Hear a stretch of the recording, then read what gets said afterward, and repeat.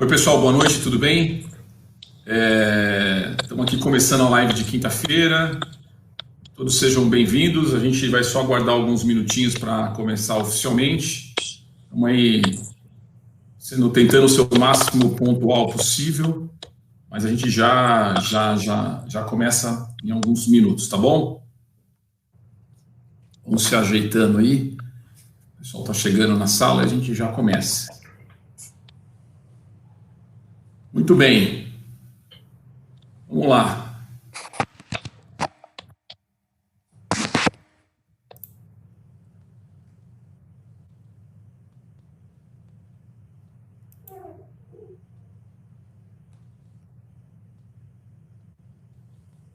Só mais alguns minutos e a gente já inicia a nossa live de quinta-feira, tá bom?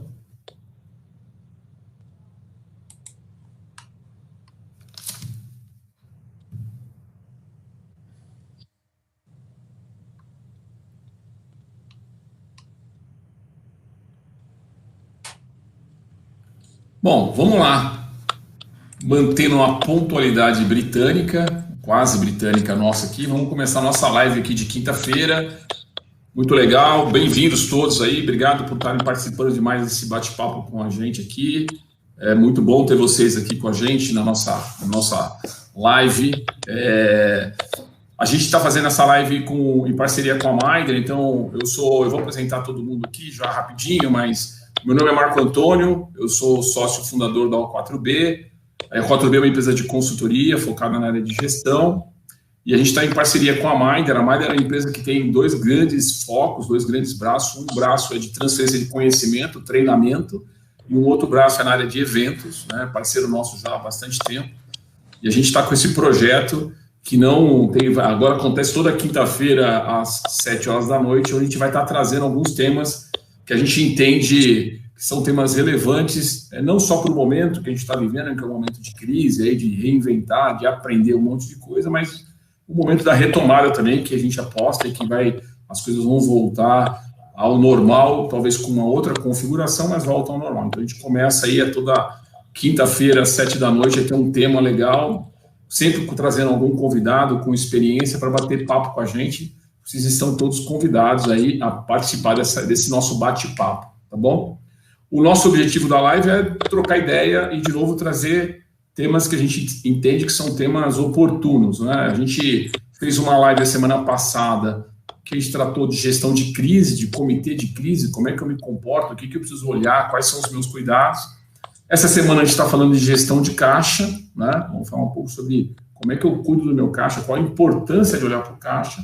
Na próxima semana a gente vai falar um pouco da área comercial, como é que eu faço para vender mais, quais os cuidados que eu tenho que tomar, quais as áreas que eu tenho que investigar. E na sequência nós vamos falar de um tema muito importante, como é que eu faço para atender demanda no mundo novo, né? No modelo de compra, de aquisição diferente que vem acontecendo. E já tem mais dois temas também já que a gente está preparando. Um deles é sobre atendimento, que acontece logo na sequência, e por aí vai. Então, acompanhem a gente, tanto o Minder quanto o O4B, nas mídias sociais. A gente tem um site que é específico para esse assunto, que chama www.saiadacrisefortalecido.com.br. A gente vai estar divulgando no chat, tanto o site quanto um grupo de WhatsApp que a gente criou para bater papo, para trocar ideia. Nós vamos disponibilizar o link no chat e também no chamada do vídeo embaixo já tem um link que vai jogar vocês direto para o chat. Participem. A ideia do chat é que a gente funcione aqui como mediadores, influenciadores, provocadores, e que a gente consiga juntos discutir um pouco temas que podem ajudar a gente a melhorar as nossas empresas e nossos negócios. Legal? Uma outra coisa importante quem quiser, a gente sempre divide esse bate-papo de 1 hora em 2 momentos. O momento eu vou fazer algumas perguntas, tanto para o Pina quanto para o André, vou apresentá-los já, e deixamos o finalzinho para responder perguntas das pessoas que estão participando da sala, do chat. Então, às vezes não dá para responder todas as perguntas por falta de tempo. Então, coloca o e-mail de vocês no chat com a pergunta, a gente responde na sequência, ou manda um e-mail para a gente através do nosso relacionamento @4b.com.br, ou através dos nossos sites, ou através das nossas redes sociais, que a gente responde na sequência. Tá bom? De novo, bem-vindos, espero que vocês aproveitem. Vou apresentar agora o Kina, o André Kina e o Roberto Pina, tá? Que são as duas pessoas que vão estar hoje conduzindo essa discussão aqui. Eu vou estar mais atrapalhando um pouco do que outra coisa. Bom, o André, ele é fundador da 4Bio. 4Bio é uma empresa especializada em medicamentos especiais, né? É economista, formado pela Unicamp, tem MBA na USP, tem um histórico muito interessante de empreendedor, e viveu na pele momentos de discussão de caixa que podem colaborar para essa nossa discussão de hoje, né? Obrigado, André, bem-vindo. Espero que seja um bate-papo legal entre a gente e o público que está participando. O Pina é sócio da O4B, né? O Pina é formado na USP também, na Poli, ninguém é perfeito, e está com a gente há bastante tempo lá na O4B. O Pina é especialista na área financeira, então lá na O4B, nos projetos da área financeira, é o Pina que encabeça tudo, tem contribuído muito com os nossos clientes nessa discussão de gestão de crise, gestão de caixa, e vai estar batendo um papo com a gente hoje também aqui e colaborando para essa nossa discussão hoje durante essa uma horinha que a gente tem, que eu já comi um pouco do tempo, tá bom? Beleza? Vamos nessa, Pina, Kina? Vamos lá? Vamos lá, boa noite. Vamos lá, bora lá. É o seguinte, gente, primeira coisa que eu queria começar aqui é falando um pouco sobre essa história do caixa, né? Hoje, durante o dia, eu falei com algumas pessoas e com esse trabalho de home office, a gente tem até ganhado tempo nas discussões com os nossos próprios clientes, né? E hoje teve uma discussão que foi muito oportuna, eu acho que vale a pena trazer para cá, já para abrir com uma primeira pergunta para vocês, é o seguinte: na discussão que eu tive com um cliente hoje, eu estava falando sobre a questão da importância do caixa, né? E a impressão que eu tenho é que algumas empresas, algumas pessoas, por exemplo, o CEO da empresa, ele não gosta muito de olhar para o caixa, né? Ele gosta de olhar para a estratégia, ele gosta de olhar para o marketing, ele gosta de olhar para coisas, mas não olha para o caixa.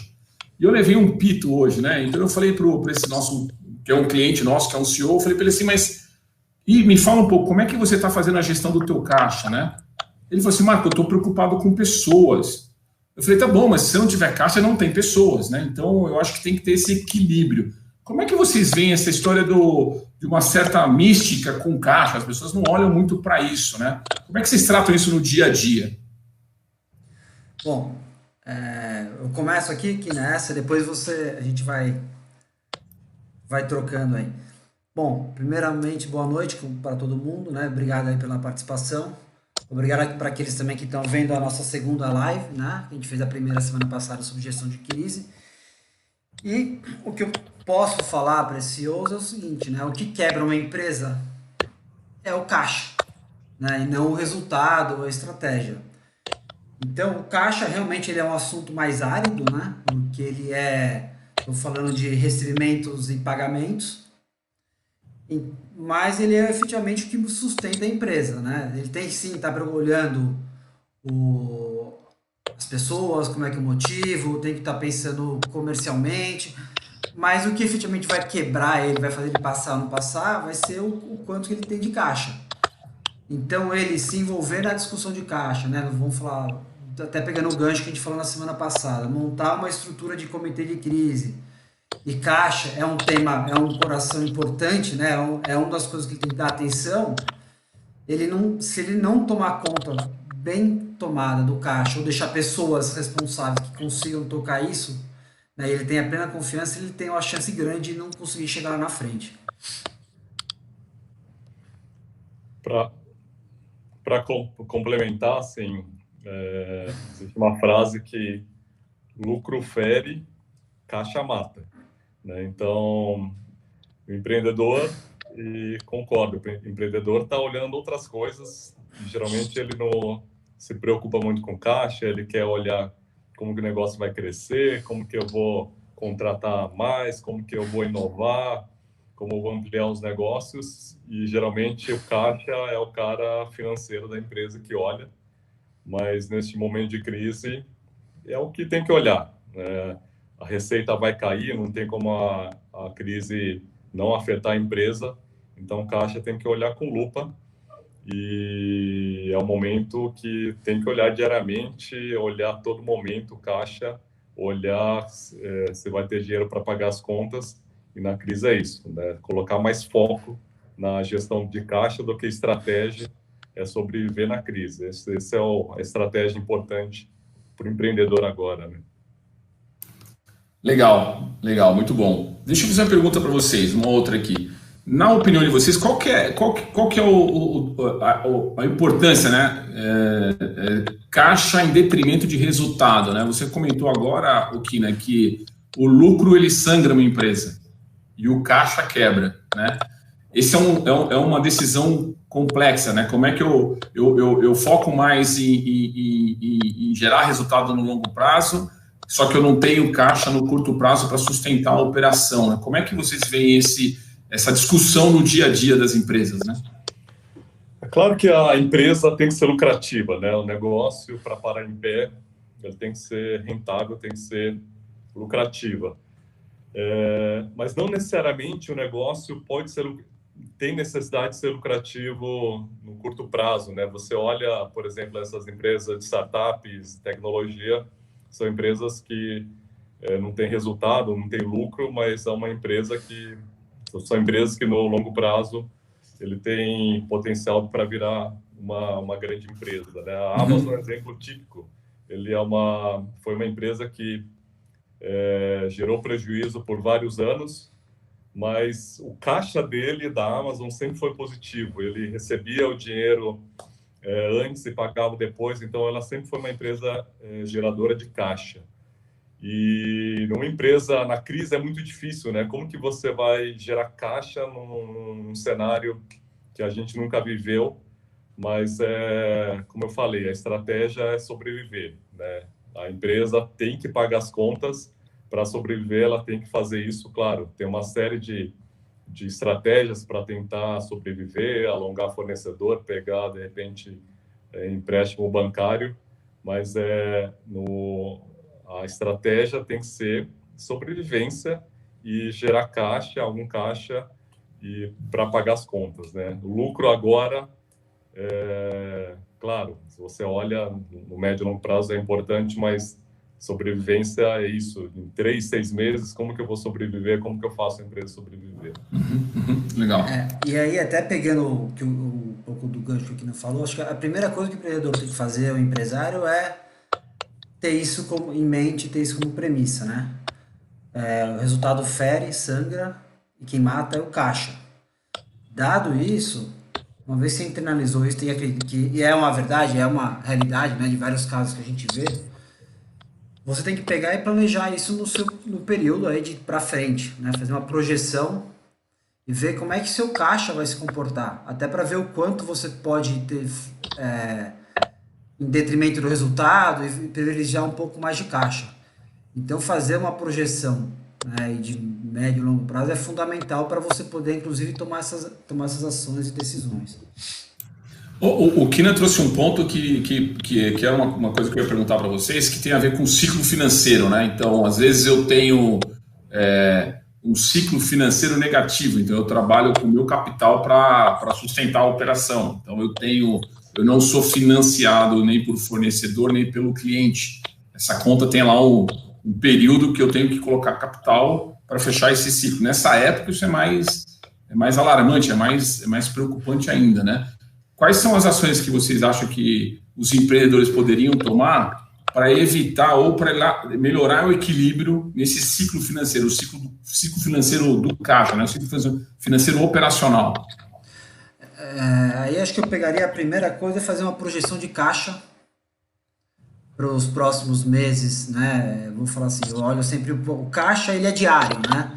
Eu tenho que receber e pagar a conta praticamente todo dia, né? Dependendo da empresa. Então eu tenho que ter um fluxo de caixa diário, aí, pelo menos para 30 dias, depois fazer uma projeção desse caixa e traçar cenários e riscos, né? Então, assim, o que acontece se meus clientes principais começarem a também postergar o pagamento. Então aí você vai ter que trabalhar com cenários e com base nisso ver que ações que você tem que tomar.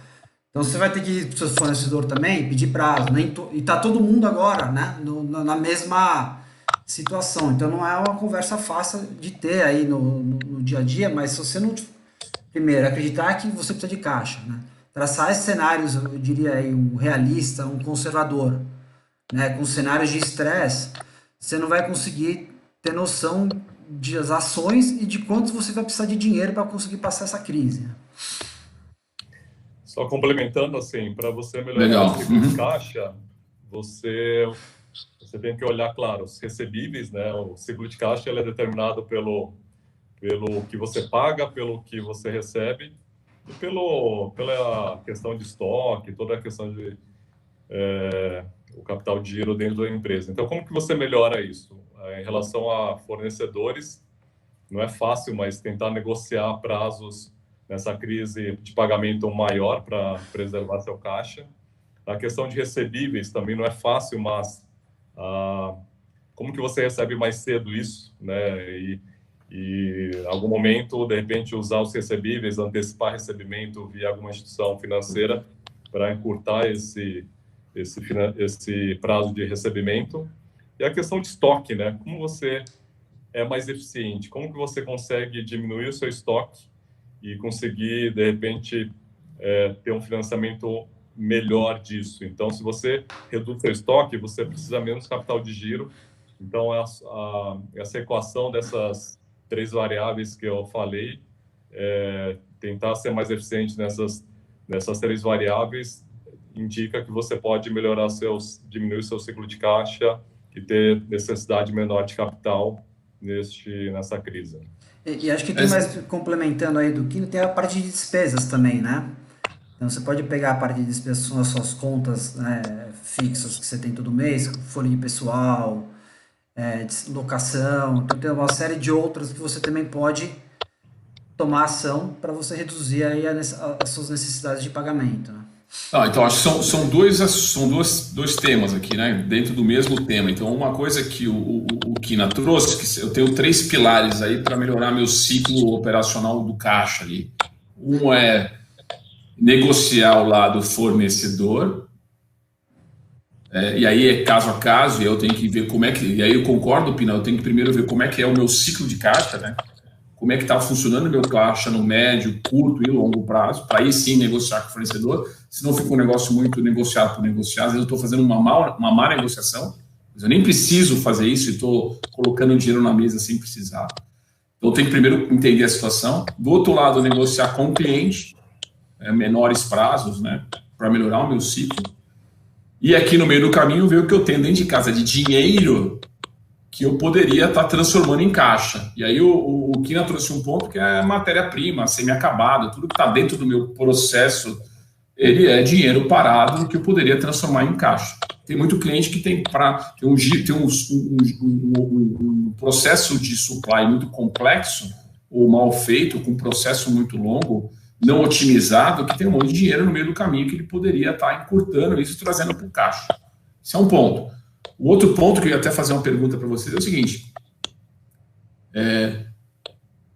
despesa, né? Então eu tenho uma empresa e eu na minha cabeça eu separo o grupo de despesas em 2 grandes grupos. Um grupo de despesa que é primordial para o meu negócio, que é core, quer dizer, eu sou uma empresa de caminhão, preciso ter pneu para o caminhão, sei lá. E uma parte de despesas que ela não é inerente ao negócio, não é core. Ela foi crescendo em volta do negócio por vários motivos e que eu poderia cortar amanhã. Então a pergunta é, como é que o empreendedor tem que encarar essas 2 contas, né? Para poder atacar rapidamente. E vocês têm algum case que vocês poderiam compartilhar com a gente? Olha, na parte acho que o que você falou é exatamente isso. Eu tenho que primeiro olhar com lupa meu caixa, né? Olhar com lupa meu caixa significa olhar todas as minhas contas e despesas, né? Então, tudo que eu tenho que é ligado ao meu negócio, que se eu parar eu vou ter algum problema, né? Então, se eu dependo de gasolina e diesel para colocar nos meus equipamentos, ali é um consumo importante. Agora, tem outra que são despesas que elas são secundárias que você pode viver sem. Você pode até eventualmente ter alguma queda em nível de serviço que você pode, nesse momento, abrir mão. Então, exemplos de empresas que tinham um cafezinho, que não sei o que, esses tipos de conta você tem que reduzir, né? Você tem que simplesmente abrir mão. Eu tenho exemplos, por exemplo, que eu já estava em empresa que eu estava tomando conta do caixa, e eu olhava, a empresa ela estava em crise, né? Não era uma crise generalizada como essa, era reestruturação, e eu tinha lá, e eu olhava o caixa mês, e sempre eu estava olhando os grandes pagamentos que eu tinha para garantir que eu tinha caixa. Então eu sempre ia fazendo saldo, né, postergando pagamentos para dar. Então, exemplo, contas de luz. Pô, em determinados momentos eu tinha que atrasar contas de luz. Fornecedor, contas grandes. Vamos supor que eu tinha que atrasar algum fornecedor de gasolina que eu precisava no equipamento. Se era um fornecedor essencial que eu estava com problema, eu passava a mão no telefone para ele, ligava e combinava com ele um prazo. O caixa, ele é muito de você tá com o dedo todo dia no caixa, olhando o que você vai aprovar e que isso não vai. Mas sempre tendo em mente o seguinte, as contas que são essenciais para o meu negócio, né? Folha de pagamento e contas que são essenciais, essas contas eu tenho que preservar o máximo que eu posso, em detrimento de outras. Obviamente, folha de pessoal, você sempre tem a opção de fazer algum tipo de redução, avaliar a real necessidade da sua folha, né? Reestruturar a sua empresa nesse momento. Mas você tem que ter claro quais são as contas essenciais e elas têm prioridade de pagamento em relação às contas que são menos essenciais.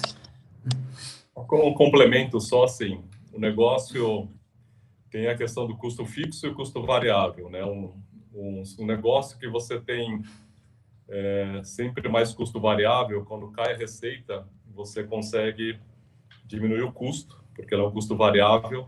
Por outro lado, uma empresa que tem muito custo fixo, quando cai a receita, você tem um pepino, né, uma mobilidade menor, mas, por outro lado, quando você cresce a receita, você tem uma alavancagem operacional, então a rentabilidade aumenta bastante. Então, você tem que avaliar isso, claro, na crise é muito melhor se você ter custo variável. Então, como que você consegue fazer isso? Acho que uma estratégia é você começar a avaliar o que você consegue diminuir de custo fixo, o que você consegue transformar em custo variável. Então, aqui um exemplo da minha empresa nessa crise. Assim, a gente está todo mundo em um home office e a gente tem aluguéis aqui, a gente está pagando sem usar espaço. Então, foi uma estratégia, vamos lá renegociar isso, ter um desconto em aluguéis para reduzir esse custo fixo que eu tenho. Algum outro exemplo também que eu já vi, eu estou vendo, empresas que, por exemplo, de transportes, você tem ativos, você tem aí, você pode terceirizar muita coisa e transformar esse custo fixo em variável, você contrata, então você tem um custo menor, você tem até, se você conseguir vender, por exemplo, um caminhão e contratar uma transportadora, você consegue transformar esse ativo em caixa e diminuir o seu custo fixo. Então, são exemplos que você tem que olhar muito e tomar decisões rápidas para tentar diminuir esse custo, principalmente o custo fixo, para que esse custo fixo que você paga todo mês não quebre o teu negócio, né? Você deu um exemplo interessante, né, Ki, né? Porque às vezes eu tenho uma gerador de caixa dentro de casa, né? Então, o pessoal que tem frota, por exemplo, que tem todo um custo dessa frota, ele pode... tem empresas, inclusive, que compram essa frota e alocam caminhões lá alugados, né? Que você tem dois efeitos. Você transforma o custo fixo em custo variável e você tem um efeito caixa no curto prazo que é bastante atrativo, né? Isso tem uma prática, inclusive, em alguns segmentos que estão avançando. Isso cada vez está mais em voga aqui nas práticas aqui no Brasil, né? É uma coisa mais sedimentada fora. Só que tem um ponto nessa história de cortar a despesa, né? Ou de abrir mão de algumas coisas, né? Que é o ego, ou o laço emocional, o vínculo emocional do empreendedor com o negócio. Então, às vezes, ele demora muito para tomar a decisão e não protege o caixa, e a hora que ele vai tomar a decisão já não dá mais tempo, né? Então, eu vou pegar essa pergunta, eu vou dividir ela em duas, mas eu queria que você respondesse uma primeiro. Como é que você, como empreendedor, toma a decisão e tenta tirar um pouco esse vínculo emocional com o negócio, né? Então, é uma pergunta. Eu tenho uma outra que eu queria que você respondesse depois, separado, que eu vou fazer na sequência, que tem a ver com esse tema também. Tá, deixa eu responder essa. Eu já passei por essa experiência várias vezes e eu vi uma palestra do empreendedor que isso ficou na minha cabeça, é que a gente, o empreendedor, ou a gente, né, o profissional, ele tem que acordar todos os dias e demitir o ego. Então, o ego é aquele bichinho que vai crescendo, vai te contaminando, e ele, se você não demite esse cara, esse ego que vai crescendo dentro de você, ele vai te contaminar e você vai tomar decisões erradas. Eu, como empreendedor, quando montei o meu negócio, já errei várias vezes e erro e vou errar, mas eu tento controlar isso, porque muitas vezes, contaminado pelo ego, a gente toma muitas decisões erradas. E esse é um lado também que na crise a gente precisa ser rápido, né? E muitas vezes essa questão do ego te faz perder tempo e demorar a tomar a decisão, e muitas vezes você tem que, infelizmente, cortar na raiz, né? E hoje a empresa está muito mais profissional no meu caso. Eu tenho um CFO que me ajuda a falar, olha, Calma lá. a gente precisa para esse lado rápido, e ele tenta, sabe, contornar isso, e a gente tem que olhar muito friamente nesse cenário. E você é movido à paixão. O empreendedor que montou um negócio, ele não quer desfazer de muitas coisas, mas na crise não tem jeito. A gente tem que ser muito frio e tomar decisões que, infelizmente, são decisões duras, mas a empresa precisa, você precisa preservar a empresa. Claro que você vai preservar o máximo de pessoas, mas muitas vezes você vai precisar sacrificar alguém do seu time para preservar a empresa. Os demais, e, obviamente, muito mais empregos do que aquele que você cortou. Legal. Acho que nada melhor que a experiência de quem está passando por isso hoje, né? Aí na pele, já viveu isso, já foi CFO e CEO, né? Agora só toca, né? Já assumiu os dois chapéus, agora tá com um só. Mas eu já tive a experiência de tanto como executivo como consultor, passar por crises, né? Então, crise como consultor, ajudando a empresa a se reestruturar, ou uma empresa passando por crise. E acho que o maior ponto é esse mesmo, é o ego, né? Às vezes você está olhando o seu número, você está vendo, você não quer se desfazer daquilo mesmo, vendo a realidade ali na sua frente. A questão é que numa crise como essa, se você já tinha dificuldade antes, com certeza numa crise dessa, a chance de você passar por ela, se você não desapegar e tirar o ego, é muito, né? Você não vai passar por ela se você não mudar a sua forma de conduzir os negócios. Acho que a realidade é essa. Então eu vou emendar essa pergunta numa outra que é mais doída, assim, eu acho que é mais difícil até, né? E eu sou empreendedora, eu vivo isso muitos momentos, né? Então, quando você tem um propósito e transforma esse propósito no negócio, você vive muito intensamente tudo, né? Então, você sofre muito, você comemora muito, é tudo muito intenso, né? Às vezes até pouco racional, tem muita coisa de emoção no jogo. Então, equilibrar isso é um desafio. Eu acho que para o empreendedor é muito legal você ter propósito, mas você tem que racionalizar algumas coisas para você não cometer erros, né? Como vocês dois falaram. Mas tem um ponto assim, às vezes, alguns empreendedores insistem demais em um negócio que não tem muito mais jeito, né? Como é que eu posso falar isso para não... Você imagina o seguinte, eu venho com um negócio que... Eu estou falando de caixa, né? Então, eu tenho um negócio que não gera caixa. Não gera caixa, já está minando outras economias que eu tenho, eu estou colocando dinheiro, investindo nesse negócio, porque ele não é um gerador de caixa, e me pegou na crise, potencializou um problema. Como é que eu tomo a decisão de sair do negócio? Ou como é que eu tomo a decisão de inventar um novo negócio? Entendeu? Tem um momento que é difícil para o empreendedor, porque uma coisa é eu ir lá e fazer os ajustes, outra coisa é assim, não dá. Quer dizer, eu tenho que parar de sangrar para partir para a próxima, porque senão eu vou morrer junto com esse negócio. O negócio, ele pode ser momentaneamente ruim e não gerar caixa, se for algum setor ou alguma empresa disruptiva, né? Acho que esse é o ponto. Se o negócio tá ruim, pô, ele consome caixa e ele dá prejuízo, mas é um negócio disruptivo, ele pode dar certo no futuro. Mas esses casos são raros, né? Se você analisar na história, são casos raros que ocorreram isso. E então, se for um negócio de um setor tradicional, é uma empresa que é um setor normal, alguma coisa, sei lá, um restaurante que antes da crise ele já consumia muito caixa, dava prejuízo, ele é um negócio ruim que na crise só vai piorar, né? A gente, o empreendedor sempre é muito otimista, a gente realmente tem paixão pelo negócio e acha que alguma hora o negócio vai mudar e vai dar certo, né? Isso que move a empresa, essa paixão, essa crença, esse otimismo.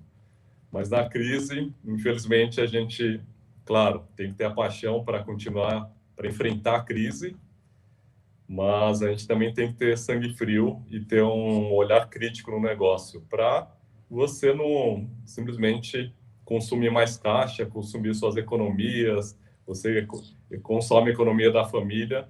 Então, acho que tem que ter esse olhar, tirar um pouco a paixão e fazer uma análise bem criteriosa se o negócio realmente tem futuro, né? Então, acho que Só antes do Pina falar, eu acho que é uma coisa é olhar para o negócio em si. Você trouxe um dado importante, mas olhar para ele de uma forma mais abrangente. Esse negócio que já não vinha bem, ele tem um cenário positivo, né? Ele está no mercado que é disruptivo, né? Ele tem uma barreira de entrada. Eu estou num negócio que ele tem um caminho, mas meu problema é momentâneo de gestão, né? Ok, vou reinventar, buscar linhas de crédito que me ajudem a impulsionar. Mas tem negócio que está dando murro em ponto de faca mesmo, né? O termo mais prático é isso, que é o que você falou. Estou num restaurante que está há muito tempo sem dar resultados, mercado super competitivo, mudança de hábito de consumo. Eu continuo colocando dinheiro nisso, ou eu continuo sendo empreendedor em outro negócio, né? Penso numa coisa nova, né? Acho que é uma decisão importante, sim. Acho que, só para complementando, acho que aí a velocidade tem que ser alta, né? Assim, porque numa crise as coisas são muito rápidas, né? Então, o que você perdia de dinheiro numa toada, né? No ritmo antes da crise, agora ele vai amplificar de uma forma que, dependendo do setor, né, é imensa, né? Então, essa decisão tem que ser muito rápida. Então, ele tem que ter muito claro os números aí na mão para tomar a decisão rápida. E quanto mais ele se apegar, mais ele vai se envolver nisso, nesse dia a dia, mais difícil é até às vezes a saída dele. Então, essa decisão tem que ser rápida e, infelizmente, ela tem que ser. Vai doer, mas ela tem que ser tomada. Vocês acham que tem. Como é que vocês imaginam governança para a Caixa, né? Porque a gente fala muito de governança corporativa em vários níveis, e quando a gente olha para o Caixa, como é que você, por exemplo, no teu caso, André, cuida do caixa da tua empresa? Quais são os rituais que você cuida no momento de crise? Né? Estou falando agora, eu estou com uma lupa no caixa aqui. Quais são os rituais que você... Na verdade, eu queria quebrar essa pergunta em duas, que já tem pergunta vindo do pessoal lá do grupo de chat. Uma é que rituais que eu deveria ter para acompanhar de perto o caixa? Que pessoas que eu estou envolvendo? Que dinâmica, né? Qual a periodicidade que eu olho para isso neste momento? E a segunda pergunta é: quais indicadores que eu uso para me ajudar a pilotar a caixa, né? Quais são os indicadores mais importantes que eu deveria olhar nessa discussão de caixa? Olha, aqui a gente sempre existiu uma governança, né? A Forbi hoje é empresa do grupo Raia Drogasil, foi comprada. E a gente ficou mais disciplinado quando a Raia Drogasil entrou. Então, tem relatórios diários de caixa e a gente olha muito um indicador que é a relação da sua relação de dívida e geração de caixa. A gente tem um parâmetro que, olha, subiu isso, tá, o negócio já começa a estar em risco. Mas na crise especificamente, o que a gente fez foi olhar o cenário para frente, né, traçar alguns cenários de estresse mesmo e falar, olha, se o caos acontecer, o que eu vou precisar de caixa? e a gente traçou esse cenário para determinar como que a empresa sobreviveria nesse período. E outras coisas que a gente olha muito, é claro, assim, toda a questão, principalmente de recebimento, né? A gente olha agora constantemente os clientes, porque é uma crise, essa crise vai ferir muita gente vai quebrar, né? E a gente olha isso também nos nossos clientes para ver como que está a saúde financeira deles, para que esse eventual default não nos prejudique. Então, a gente olha isso com muito, assim, um olhar diário, esse detalhe é importante. E uma coisa que vale a pena ressaltar, né? Essa crise, em algum momento, vai passar. Né? E o caixa, nessa crise, é a coisa, diria que mais importante para se olhar, porque quem conseguir sobreviver, você certamente, o mercado, nem todo mundo vai sobreviver na crise. Então, quem consegue, claro, você consegue passar isso, vai certamente conseguir depois ter um mercado maior à disposição. Então, quem tiver mais disciplina, quem tiver mais acesso a capital nesse momento, tem maior chance de sobrevivência, né? Por isso que os bancos, quando disponibilizaram linhas de crédito, se seca, né? A linha de crédito seca porque todo mundo quer pegar dinheiro mesmo não precisando, quer se resguardar. Então, mas a estratégia é olhar o dia a dia, olhar com lupa, olhar também um pouco para frente, traçar cenários e tentar se resguardar em relação a isso. Não é uma coisa simples, não é uma coisa fácil, nem todo mundo tem acesso a capital, mas traçar indicadores do dia a dia mesmo. Eu vou ter o dinheiro para pagar daqui hoje, amanhã, daqui 2 dias, 3 dias, uma semana, e traçando isso para, olha, eu vou pegar capital aqui, vou pegar dinheiro ali, vou antecipar um recebível aqui, vou negociar um pagamento ali para ir sobrevivendo e tentar passar essa crise. Então, essa é a dinâmica do dia a dia que eu faço aqui dentro. Então, só antes do Pina falar, eu acho que é um ritual diário, né? Olhando alguns indicadores, como é que está a minha inadimplência, como é que está meus recebíveis, como é que está esse ciclo operacional financeiro, né? E sempre baseado em mais de um cenário, né? Porque eu não posso trabalhar com um cenário único, né?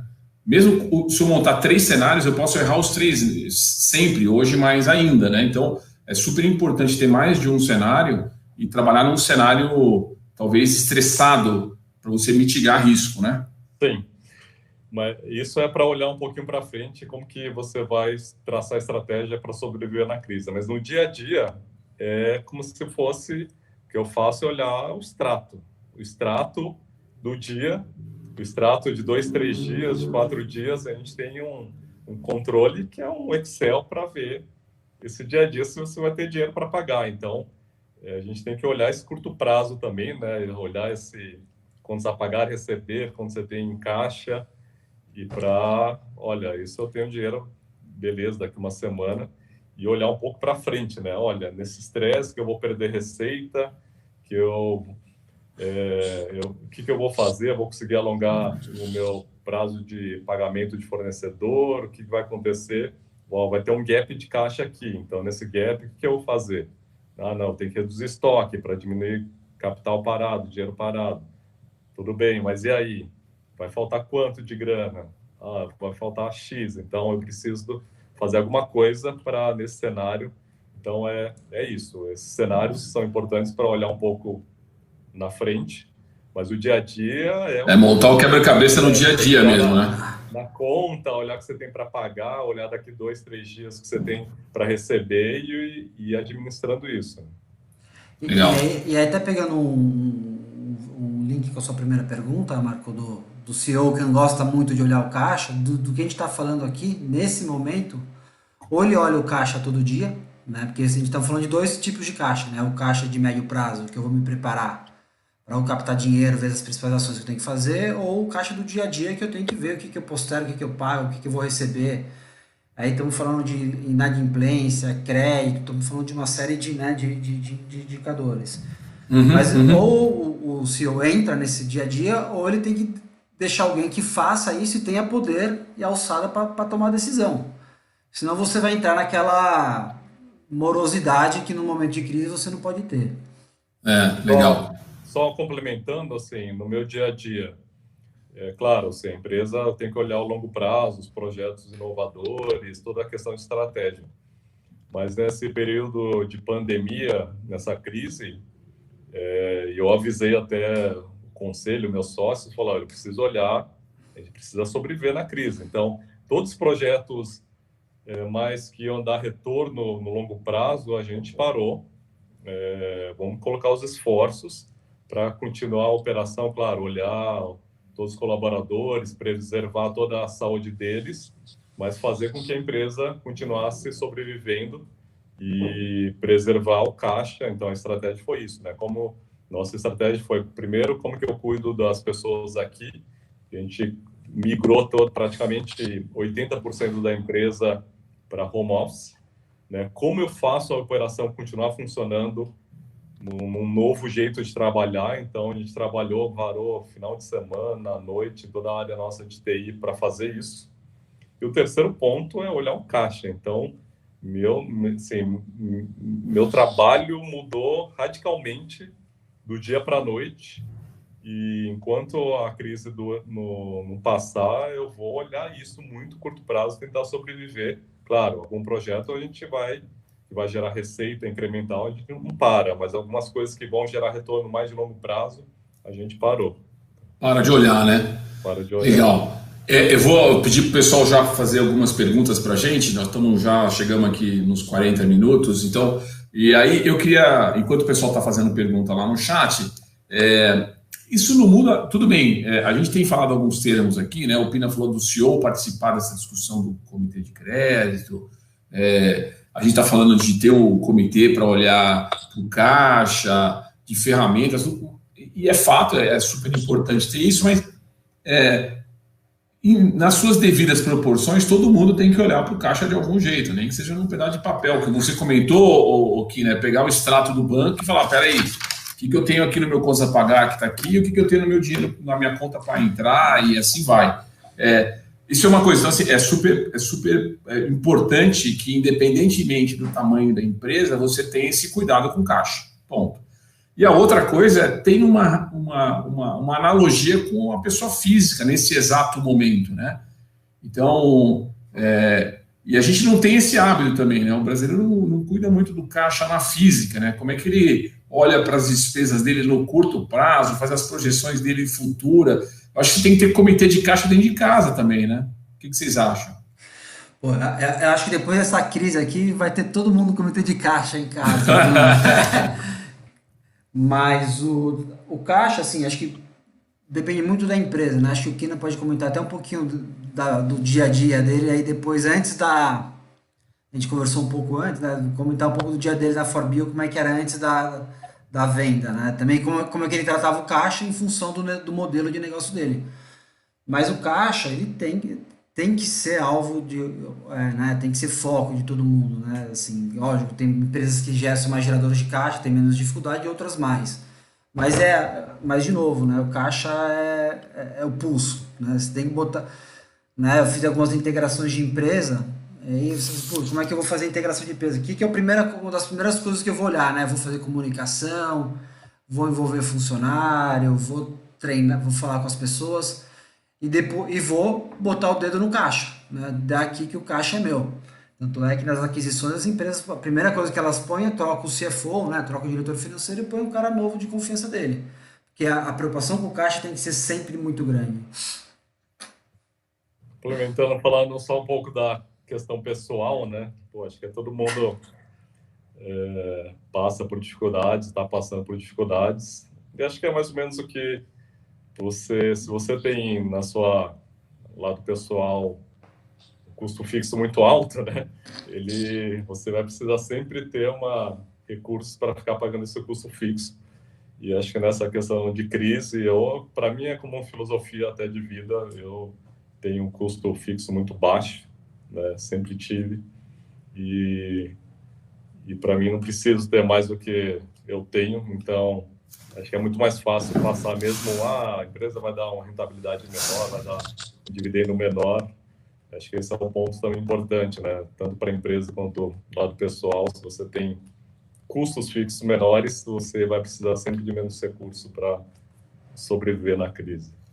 Você falou uma coisa interessante, quer dizer, se você tem esse tipo de mentalidade como empresa, como pessoa física, você está mais preparado sempre para um momento desse, né? Então você chega com mais musculatura, né? Você não tem muito desperdício durante o processo. Então, você está cuidando do teu caixa durante o tempo todo, né? Não é deixar de fazer coisa, mas fazer coisa de forma mais assertiva, né? O que faz sentido fazer. Por exemplo, hoje na discussão que eu tive com um cliente, eles têm lá uma entrega de flores que acontece toda semana. E eles têm aquário lá, tem um monte de coisa. E não é barato, né? Eu sempre faço uma conta anualizada. Eu falo assim, quanto gasta por mês? Eu gasto R$1.000, são R$12.000 no ano. Não é pouco dinheiro.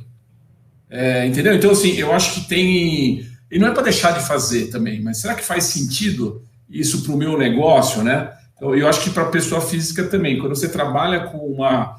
Não é com restrição, com equilíbrio, você chega melhor posicionado para a crise, ou como empresa ou como pessoa física, né? É isso aí, acho. É claro que cada um tem um jeito de... Aqui não é nenhuma lição de... Assim, é um exemplo pessoal. Cada um tem um jeito de sentir mais feliz, mais satisfeito. Mas na crise, realmente, isso pega, né? Você precisar de dividendos da empresa para manter seu padrão de vida é um negócio mais complicado e que a gente já viu, eu já vi várias até concorrentes, que o cara, sim, ele tirava o caixa da empresa para sustentar um padrão e que em crises ele manteve esse padrão e simplesmente descapitalizou a empresa para manter isso. Então é muito relacionado isso, né? E às vezes você faz isso e acaba quebrando a empresa. Quando a empresa precisa de capital, você está lá tirando recursos da empresa. Ó, tem uma pergunta aqui que a Karina fez, que é difícil de responder, tá? Eu vou soltar ela aqui, eu não sei muito bem a resposta dela. Até porque a pergunta que ela fez foi o seguinte: qual novidade vocês podem indicar? O que de novo vocês recomendam que eu faça neste momento? Algo que eu não fiz antes. Eu vou tentar ponderar alguma coisa aqui. Karina, como a gente não sabe exatamente o que você já fez, talvez fique um pouco difícil de responder. Eu tenho uma teoria, tá? Que eu depois vou deixar o Roberto e o Kina responderem um pouco do que tem de inovação nesse processo de gestão de caixa, tá? Mas eu vou dar a minha opinião antes deles aqui, porque eu sou intrometido. É o seguinte, eu sempre falo que se você praticar os conceitos básicos, tem cliente nosso que às vezes fala assim, cara, mas não tem nenhuma grande inovação, né? Mas às vezes fazer o básico bem feito é uma grande inovação. A gente tem alguns exemplos aqui, por exemplo, né? Olhar para o que eu tenho de custo fixo e que não é core, né? Não faz parte do meu negócio. Olhar para o que eu tenho de custo variável e que eu posso reduzir, o que eu tenho de custo fixo que é core, que é importante para mim, que eu posso transformar em variável, o que eu tenho de matéria-prima no meu processo, o que eu tenho de custos no meu processo, que eu posso reduzir e transformar em caixa, o que eu tenho de ativo fixo que eu posso transformar em caixa, quer dizer, olhar o caixa diariamente. Então, eu acho que tem algumas coisas que são muito processuais, básicas do dia a dia, que ajudam muito na gestão de caixa e ajudam muito nesse momento. É óbvio que fazer uma boa negociação de contratos, tem muita empresa que tem um monte de contrato, gestão de contrato em empresa, por exemplo, é uma confusão. Premissas mal negociadas, empresas que têm contratos com tecnologia, empresa que tem contratos com fornecedores de voz, né? Muitas vezes não olham muito bem para as cláusulas contratuais e, pior que isso, tem muita licença, muita disponibilidade de recursos sem usar. Então, para fazer uma boa gestão de contrato também é um ponto importante. Aliás, tem empresas especializadas hoje em dia que fazem análise do contrato e ganham no success fee. Vai lá, te ajuda a renegociar o contrato e ganham uma participação no resultado. Então, assim, eu acho que tem que se fazer bem feito o básico, né? Negociar bem contrato, negociar bem com o banco, negociar bem com o fornecedor, olhar bem teu fluxo financeiro, mas eu não sei se vocês dois têm alguma contribuição para a Karina que traga alguma coisa de inovação para ela. Eu concordo, Marco, com o que você falou. Realmente, a gestão de caixa em si não existe nada inovador, né? Se você olhar,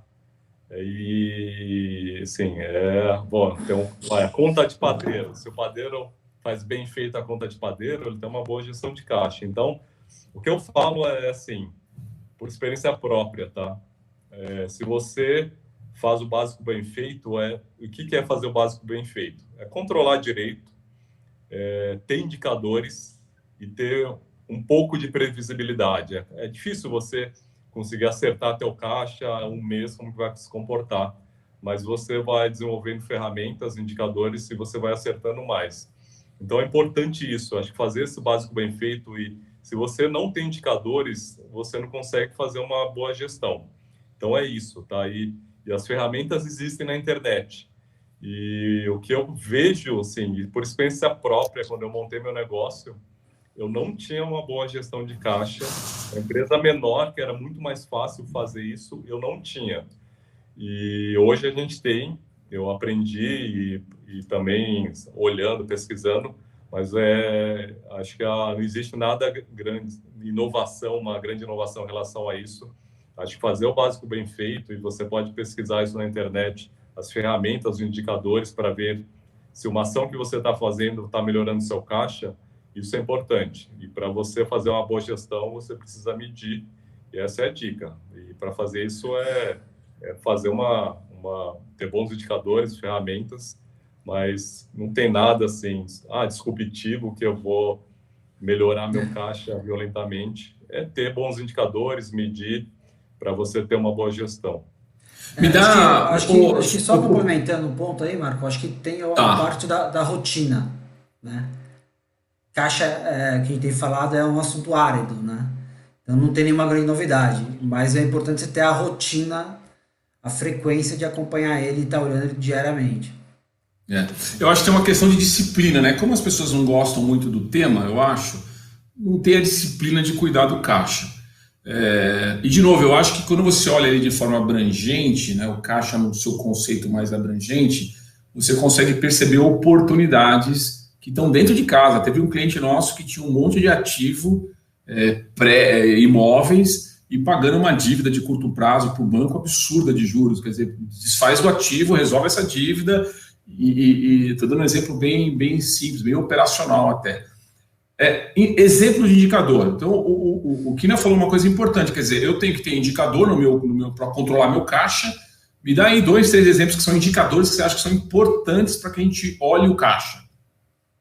Assim, 2 indicadores que eu olho bastante aqui dentro é o ciclo de caixa, né? Eu transformo em dias, prazo de recebimento, prazo de pagamento, meu nível de estoque, para saber como que está esse meu ciclo de caixa. Se eu estou conseguindo diminuir, ele vai impactar diretamente no meu caixa. Então, isso a gente olha mensalmente, um ciclo de caixa, como que está se comportando.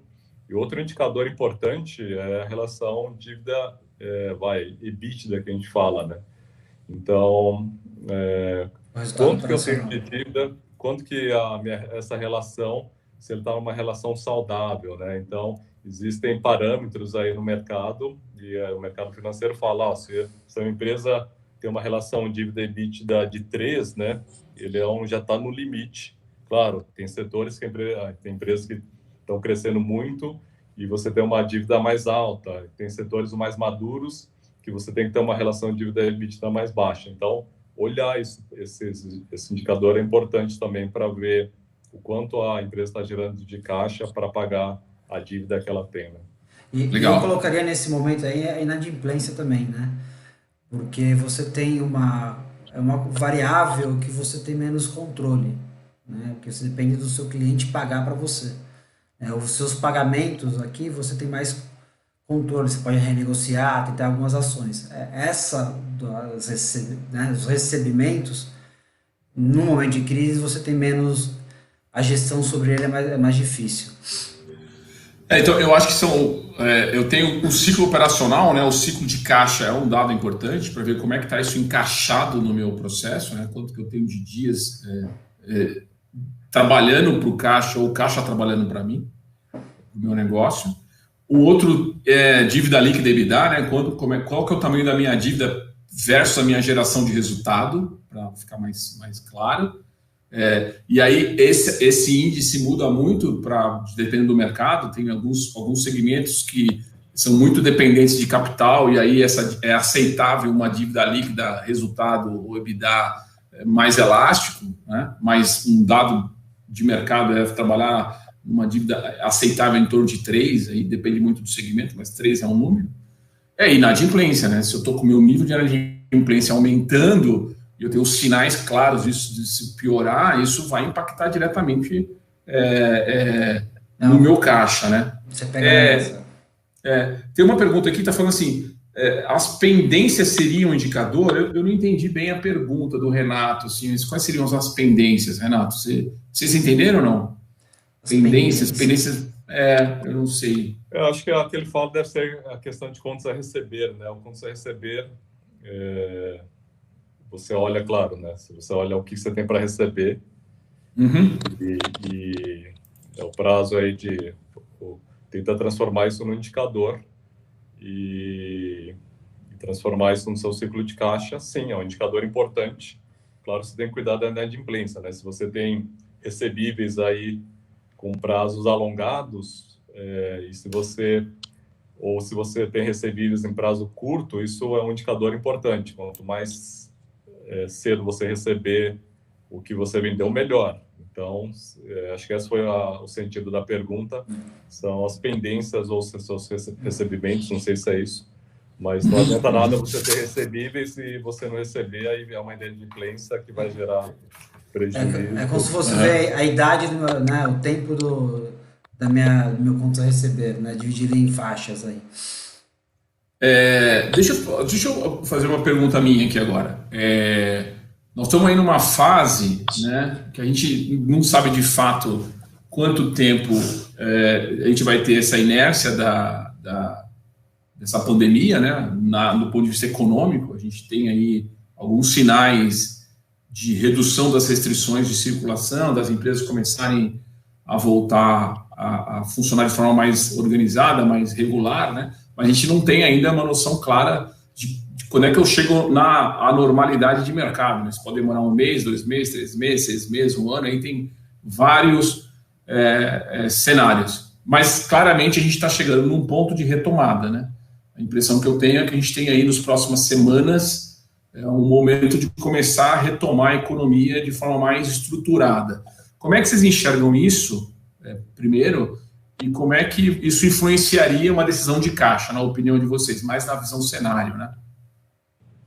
A hora que eu olho o caixa, né, acho que nem você falou, é uma coisa que a gente não sabe ainda, né? Assim, a gente tem a expectativa e queremos que volte, até porque a economia precisa voltar de alguma forma para voltar, né, botar dinheiro aí. Mas o caixa ele tem que trabalhar numa visão mais conservadora, né? Então, o caixa nesse momento ele tem que ser conservador, ele não pode ser otimista. Essa é um pouco da linha que eu acho que tem que seguir. Não, trabalhar com caixa otimista agora não é o mais recomendado, tem que ir para uma linha conservadora, né? O ponto, claro, que empresa assim, a economia parou, tem empresas que vão aguentar porque tem um caixa robusto, e tem empresas que não conseguem ter um caixa bom, ele não vai aguentar, né? Então, acho que tudo é o tamanho dessa crise. Claro, se a crise perdurar muito, não tem empresa que sobrevive, né? Você pode ter a melhor empresa com caixa mais robusto, mas não sobrevive. E acho que toda a questão é qual que é até qual momento a economia vai retomar, e as empresas que têm um caixa melhor, o acesso a capital, acesso a crédito, ele vai conseguir passar melhor e sobreviver. Então, acho que é uma pergunta, acho que ninguém sabe hoje qual que é o momento, né? E a retomada também tudo indica que não vai ser uma coisa também que, olha, a economia virou totalmente, agora voltou tudo que era como era antigamente. Não vai acontecer isso, né? Vai ser aos poucos e como que vai isso se comportar na sua receita, na sua venda. Isso é uma coisa importante, porque a gente sabe que o mundo não vai ser igual era antes. Alguns setores vão ser menos afetados, mas a maioria dos setores vai ser afetada, né? Acho que tem dois pontos. A gente não sabe como é que vai ser essa retomada, né? Então, como é que vai ser a liberação, né, da economia. Então, tudo indica que vai ser por fases, né? Vão ter alguns setores primeiro que outros, né? E tudo isso é uma engrenagem, né? Até você voltar a um ritmo normal, ela leva um tempo. Não é tão simples assim. Então, por isso que eu acho que o cenário conservador de caixa, ele tende a ser mais adequado no momento.